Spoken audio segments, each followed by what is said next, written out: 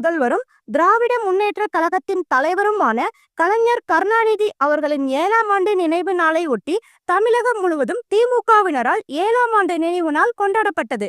திரைப்பட நடிகரும் திராவிட முன்னேற்ற கழகத்தின் சிறுபான்மை பிரிவை சேர்ந்தவருமான ஜெயம் பசீர் சென்னை அண்ணா சாலையில் உள்ள உலக புகழ்பெற்ற தர்காவில் மலர் போர்வை போற்றி பிரார்த்தனை செய்து ஏழைகளுக்கு அன்னதானம் வழங்கினார். இவருடன் அண்ணா சாலை தர்கா நிர்வாகி சையத் மஸ்ஹருதீன், ஏஜஸ் हुसैन உள்பட பலர் கலந்து கொண்டனர். जयम बशीर साहब आज आकर कलेंजर का 7वां निனைவு नाल के वास्ते उनकी मग़फ़िरत के लिए उनके औलाद के लिए दुआ करने के लिए सैयद मूसा शाह काजी दरबार में आए हुए हैं। आप बशीर भाई से अस्सलाम वालेकुम, वणक्कम. ஜெயம் பஷீர். இன்னைக்கு நம் நெஞ்சமெல்லாம் குடியிருக்கும் முன்னாள் முதல்வர் ஐயா கலைஞர் அவர்களுடைய 7ஆம் ஆண்டு நினைவு நாள். இந்த நினைவு நாளை இன்னைக்கு இந்தியா முழுவதும் அவர் நினைவுகளை போட்டிக் கொண்டே இருக்கிறோம்.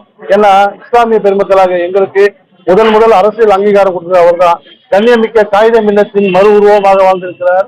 எங்களுக்கு இஸ்லாமிய பெண்களுக்கு சொத்து சம உரிமை கொடுக்கணும்னு சொல்லி கண்ணியமிக்க காகித மில்லத், அதாவது குரான்ல சொல்லியிருக்க வசனத்துல குரான்ல இருக்கக்கூடிய அந்த சட்டங்களை, இஸ்லாத்தின் சட்டங்களை தமிழக அரசு சட்டம் மூலமா நிறைவேற்றி தந்த கலைஞர் தான்.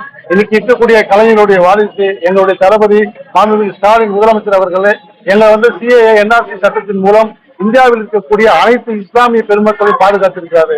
இன்னைக்கு பிஜேபி அரசாங்கம் இஸ்லாமிய பெருமக்களை ஒழிச்சுவிட்டு இன்னைக்கு தமிழக அரசு என்ன புகழான்னு நினைக்கிறாங்க. நிச்சயமா எங்க கலைஞருடைய வாரிசு எங்க ஸ்டாலின் தளபதி இருக்கிற வரைக்கும் அது நிச்சயமா நடக்காது. இந்த தொகுதி எங்களுடைய அண்ணன் உதயநிதி ஸ்டாலின் அவருடைய தொகுதி. இந்த தொகுதியிலிருந்து சொல்றோம், இந்த தர்கா உலக புகழ்பெற்ற தர்கா. இந்த தர்காவில நான் எப்பவுமே என் மனசார வேண்டிக்குவேன். அடுத்த 2026 தேர்தலில் 200 சட்டமன்ற தொகுதிகள்ல நிச்சயமா திமுக வெல்லும். இதற்கு சிறுபான்மை மக்களாகிய நாங்கள் நிச்சயமா கலைஞருக்கும் கலைஞருடைய வாரிசாகிய எங்களுடைய தளபதி அவர்களுக்கும் தளபதியின் வாரிசான எங்களுடைய அண்ணன் உதயநிதி ஸ்டாலினுக்கும் துணை இருப்போம். திமுகவின் வெற்றிக்காக அயராது உழைப்பு கேட்டுக்கிறேன். நன்றி, வணக்கம், அஸ்ஸலாமு அலைக்கும்.